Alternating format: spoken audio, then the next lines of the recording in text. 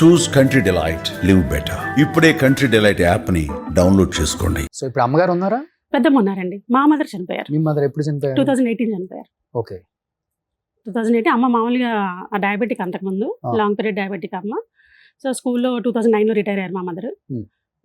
అమ్మ కూడా తర్వాత నాతో ఉండేవాళ్ళు విజయవాడలో అమ్మ. సో అమ్మ తర్వాత నాన్న. మదర్కి స్ట్రోక్.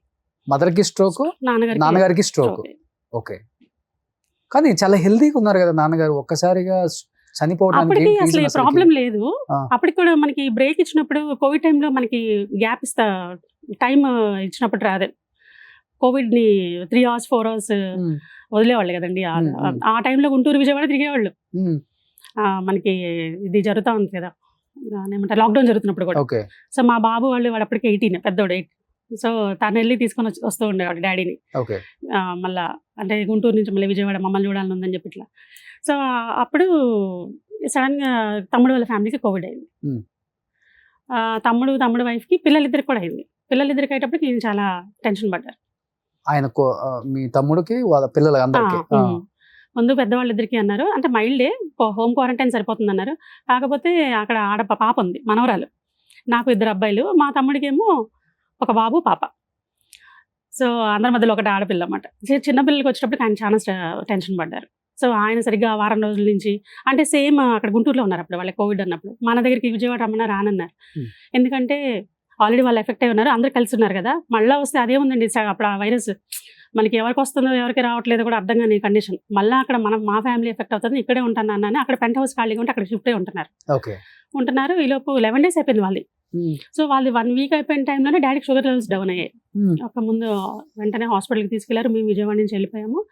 సో ఏం లేదు, ఆయన ఫుడ్ సరిగ్గా తీసుకోవట్లేదు, అందుకే లో బీపీ వల్ల షుగర్ లెవెల్స్ డౌన్ అయ్యి అలా ఫెయింట్ అయినట్టు అయిపోయారు అన్నారు.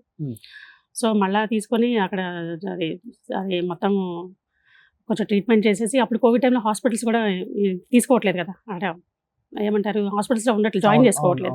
సో ఒక 3-4 hours ఉంచేసి అబ్జర్వేషన్లో ఉంచేసి డాడీని మళ్ళీ ఇంటికి తీసుకొచ్చి మీరు కొంచెం తినండి, వాళ్ళకి తగ్గిపోతే ఆల్రెడీ 1 week అయిపోయింది, ఇంకో 1 week అయిపోతే బయటకు దే కెన్ కమ్ అవుట్, అది చాలా మైల్డ్ వాళ్ళకి వచ్చింది, క్వారంటైన్ ఉండాలి కాబట్టి జాగ్రత్త ఉంటున్నారు అని చెప్తే, నాకేమో లేదు, నేను అంతా బాగానే ఉన్నాను.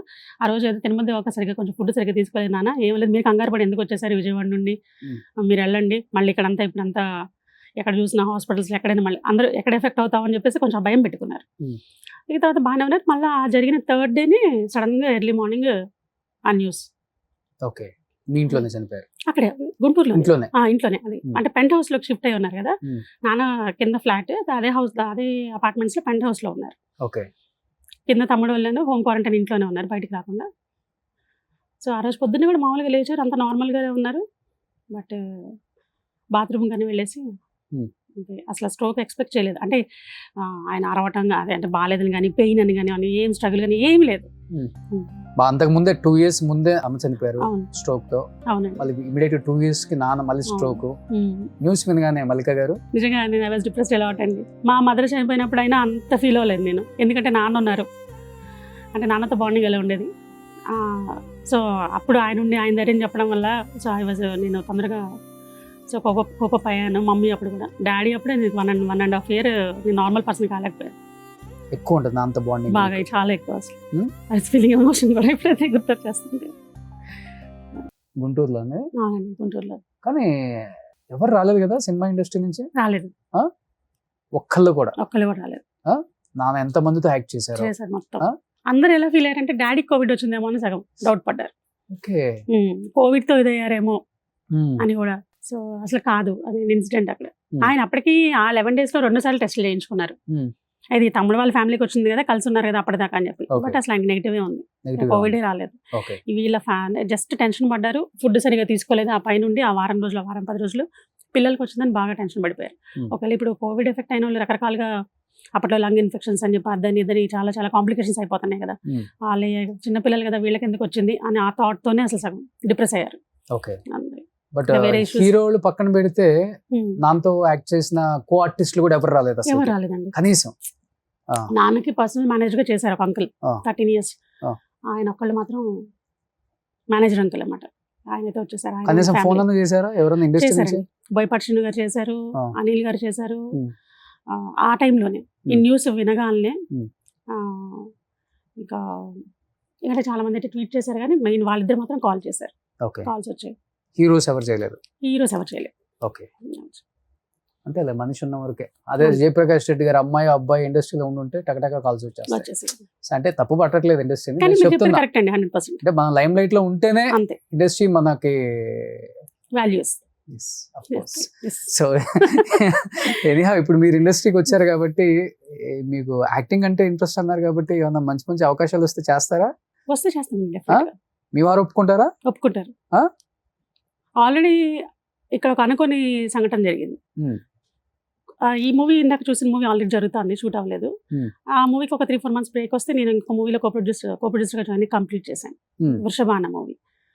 ఓకే. సో ఆ మూవీలో అన్ఎక్స్పెక్టెడ్గా మా వారు ఎంట్రీ ఇచ్చారు. ఓకే. ఒక క్యారెక్టర్ ఆర్టిస్ట్గా. మీ వారు? మా వారు సివిల్ ఇంజనీర్ గారు. సివిల్ ఇంజనీర్ గారు. జస్ట్ షూట్ జస్ట్ అలా చూద్దాము అని వచ్చిన ఆయన ఆ రోజు ఒక ఆర్టిస్ట్ మిస్ అయ్యారన్నమాట. హీరోయిన్ ఫాదర్ క్యారెక్టర్ ఆయన సమ్ ఇక్కడ ట్రైనర్ మిస్ అయ్యి హైదరాబాద్ నుంచి అదే పలమనేరు అవతల అక్కడ చిత్తూరు జిల్లా అక్కడ జరుగుతుందండి షూట్. పలమనేరు అవతల జరుగుతారు. సో వాళ్ళు ఏదో మిస్ అయ్యారు. కాకపోతే ఆ రోజు అందరు ఆర్టిస్ట్ కాంబినేషన్ వాళ్ళంతా పెట్టుకున్నారు. ఫ్యామిలీ షూట్ ఆ రోజు. ఆయన రాకపోయేటప్పటికి మా డైరెక్టర్ గారు కొంచెం రిక్వెస్ట్ చేశారు, సార్ మీరు హైట్ ఉన్నారు, ఫిజిక్స్ చూడడానికి ఉన్నారు, కొంచెం కెమెరాకి సెట్ అయితే మేము ఒకసారి స్క్రీన్ టెస్ట్ చేసుకుంటామని చెప్పి ఒక చిన్న షాట్. నాకు నా జాబ్ తప్పితే నాకు అసలు ఏం తెలియదు. యాజ్ అన్ ఇంజనీర్ మీరు ఏదన్నా ఇదేంటి నేను జస్ట్ ఊరికే షూట్ ఫాలో అప్ చేసుకోవడానికి వచ్చాను ఒక 2 days. ఎలా చేస్తున్నారు ఏంటి ఇక్కడ రమ్మన్నారని చెప్పి వీకెండ్ అన్నారు. లేదండి ఒక్కసారి ట్రైల్ చేద్దాం, ఒక చిన్న ట్రైల్ వేద్దామని చేశారు. ఏదో ఒక పూజ చేసే సీన్కి చేపించారు, అలా కంటిన్యూ చేశారు. ఓకే.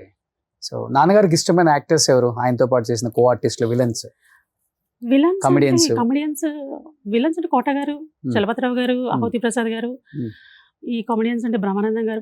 వీళ్ళ టీం అయితే భలే ఉండేదండి. ఒక ఎంఎస్ నారాయణ గారు, ఎల్బి శ్రీరామ్ గారు, కొండవలస గారు, వీళ్ళందరూ అరేవరే అనుకునే కొంత ఫ్యూ ఫ్రెండ్స్ అన్నమాట. అవును, ఇండస్ట్రీలో ఎంత బాగా ఉండేవాళ్ళు అంటే షూట్స్ అప్పుడు కానీ షూట్స్ అయిపోయినాక కానీ చాలా బాగుండేవాళ్ళు. అవును. మన అంటే హీరోస్ అంటే ఎప్పుడు ఆర్టిస్ట్గా ఆయన పర్ఫార్మెన్స్ అంటే విడిగా కూడా వాళ్ళని బ్లెస్ చేసేవాళ్ళు. వాళ్ళ వేరే మూవీస్ హిట్ అయినప్పుడు కూడా వాళ్ళతో అంతా కాల్స్ చేసి మాట్లాడి వాళ్ళని ఎంకరేజ్ చేయడం, వాళ్ళకి సపోర్ట్ చేయడం, వాళ్ళకి బ్లెస్సింగ్స్ ఇవ్వడం ఇవన్నీ చేస్తూ ఉండేవాళ్ళు. అందరూ బాగా రిసీవ్ చేసుకునేవాళ్ళు అప్పుడు ఆయన మాత్రం.